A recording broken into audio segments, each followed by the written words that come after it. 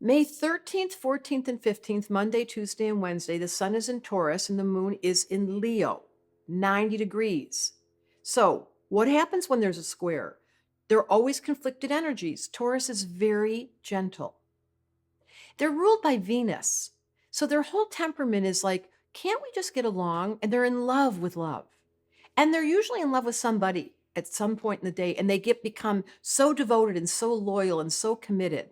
And then the moon in Leo says over here, "Oh my God, they don't love me back." The Leo needs a lot of attention and reciprocation. Taurus just loves to love. So that's a conflict when there's going on inside of somebody. They want to be the giver, but they're looking for feedback, but they don't ask for it because they're a Taurus. So the best thing you can do with a personality like this is give them acknowledgement, appreciate them. A little bit of appreciation for Moon and Leo goes a long way.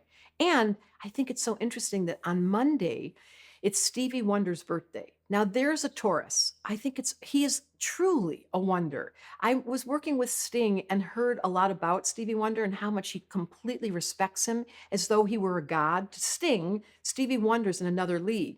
And my good friend India Ree has been able to work with him, as has her mother. So I've gotten to hear about Stevie, and it's true.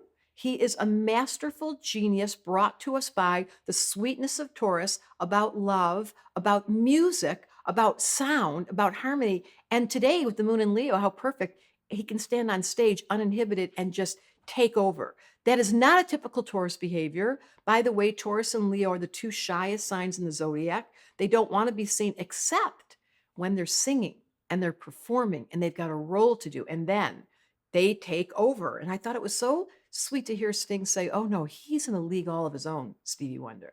We don't call him Stevie Wonder for now. So happy birthday, Stevie. For those of you Monday, Tuesday, and Wednesday that are feeling your birthday energy, guess what?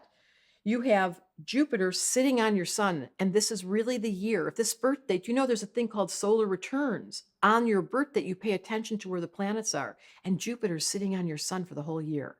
If a baby were born with this, they'd be the happiest baby, joy running through their veins, moon and Leo showing off, and a little bit self conscious because they don't want to take up all the space, but they're supposed to. That's how it goes when you got Taurus Leo.